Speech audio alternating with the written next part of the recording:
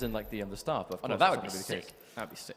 Okay, as we restart match, it is restart match. I mean, Honeybee, the difference in points between first, second, and third is quite considerable. And being one set away from getting that massive point injection, these are two players that they definitely need that boost of points. And this performance could put them in a great position to make the finals later this year. The Injustice Pro Series lends itself so heavily to really emphasizing winning premieres. You know, so if you're first and second, the divide is pretty significant, and it makes it well worthwhile.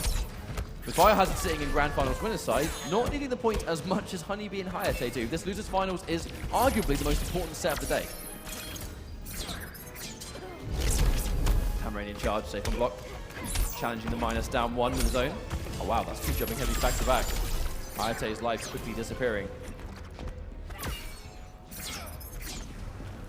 A lot of patience. Yeah, I mean, second you jump, yeah, you jump one time, you die. Trying to work his way in, but I just don't think he's able to do so.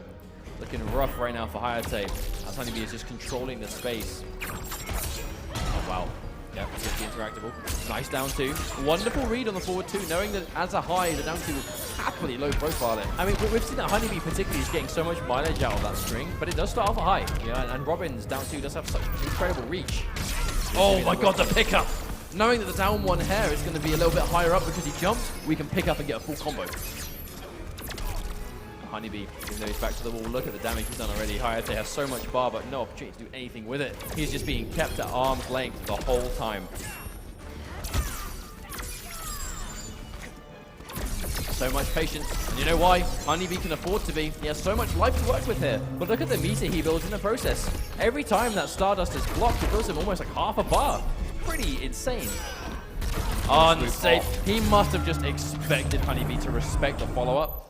Because he has so much bar, right? Why I not just sit there and expect you to press buttons? When I've got 3 to go, at any moment he could have meter burned it, but thinking a little bit too far ahead, should have focused on the matter at hand and at least spent the meter to stay alive.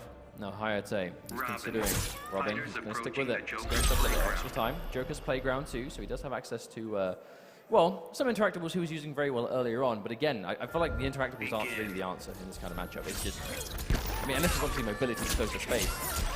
Now we are going to see the first hit at the very least. We're going to get some more of an opening. Nice overhead. We're going to confirm those. Keep it for setup. The swoop, the crouch under Honeybee with the knowledge. We've seen multiple people do that today. And they go for the swoop on block, or the dive kick, I should say. Just going for just a normal crouch to make it miss. Oh and my God. Is the answer from Hayatei. The back threes go head to head. No longer unblockable. That was a change a long time ago. Hayatei has the life lead. Honeybee trying to keep the distance, and a max range jump in, beautifully spaced from Hayatei, and this is the turnaround he needed. It's just turning around positioning, getting some good reads on when to jump, putting the pressure on the Honeybee, making it a little bit more difficult. Get him confused. Both play Starfire. What is life? Full game again. Hayatei, he has the life lead, but at this distance against Starfire, it's only going to last so long. And there's the jump in, tries to confirm, but misses it. And there's the wake up buttons from Hayatei to punish. Beautifully done. Okay, restand. We're not going to allow.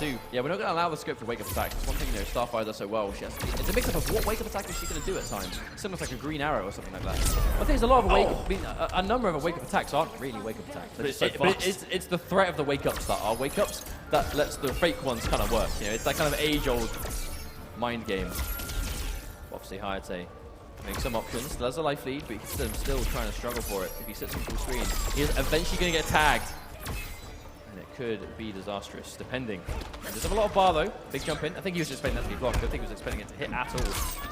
Okay, life kick too. Overhead. Good block from Honeybee. The patience. Having to really enforce those plus frames. The Honeybee has no choice but to respect with the down one hair flip. Oh, the cool. Wonderful choice. A really good trade for Hayatei. Oh my God, no! Tamarini in charge. That was very dramatic. It was.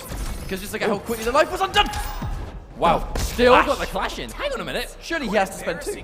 No, but that didn't combo. It must have been the second hit of the dive kick that he clashed. Yeah, it must have been. All right, now we're back to even. With the bar still in the tank and half a trait. Honeybee can still chip him to death. Oh, he doesn't have bar. That's the problem Hayatei's going to have now. These trades, can't afford them. Oh, the block damage. Oh, the jump! The side kick, jump in 3, and the reaction on the instant uppercut. Wonderfully placed. That was a great decision from Hayatei. I mean, but that's something we saw. We saw Katana Prime doing that a lot as well. But against Starfire, it's finding the magic space to go for that jump in, right? There is that moment that Starfire players, like I don't know, Honeybee especially, are going to be looking for those opportunities to constantly chip you down, right? Make it hard for you to come in, make it really difficult for you to approach. And at the end of the day, sometimes you just got to jump. Sometimes you just got to read that they're going to go for a projectile and you're going to jump. And if you have the long range jump ins like Robin has, you can definitely go for that at more ranges. And we saw the same thing with Wonder Woman before with KP.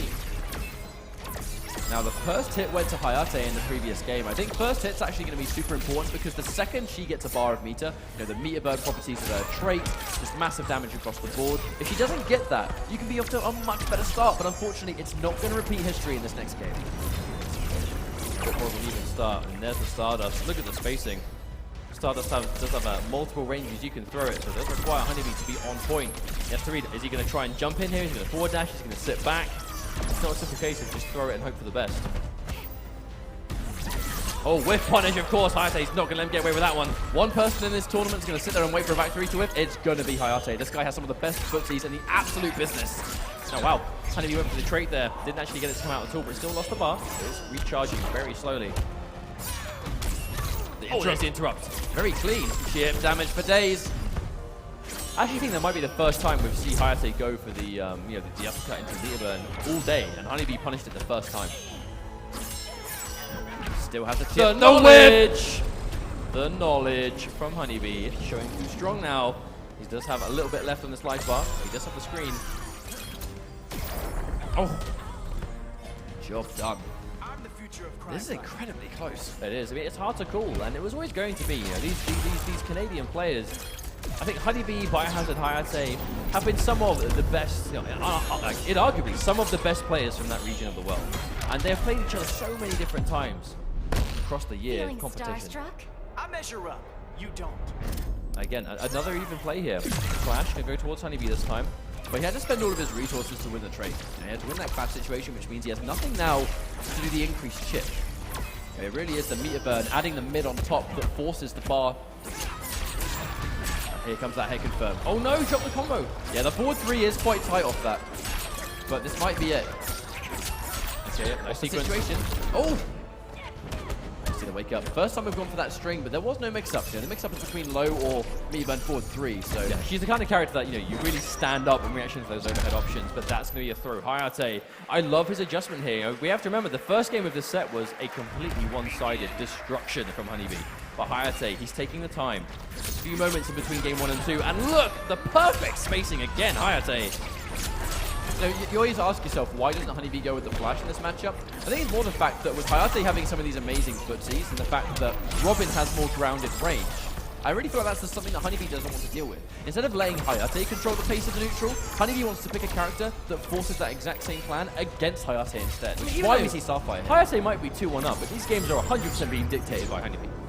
The speed we're playing them at, the range we're taking place. Hayatei is closing the distance by doing some really, basically dangerous stuff, because he has no choice but to go for, those risky jumps. He's taking out buttons to whiff punish. But it is on Honeybee. He's controlling the distance 100%. But it seems that Hayatei, when he gets a hit, he's making them count. And Honeybee is chipping him down one move at a time, but when Hayatei gets an opportunity, that's a big amount of damage coming through. Exactly here, right? That kind of big jump in, going to be connecting nice. But if you try an anti-air with a back two and you're not on point, you eat a full jump in for it. Chases down the tech. Yep. This is a great opportunity for Hayatei. It's going to be match point. 1 round away from getting the run back against Biohazard.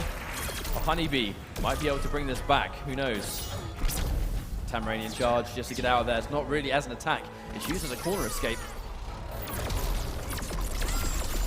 Raw shit. Give it to me. Oh, attempt to press the button, but the patience. Hayatei not pressing anything.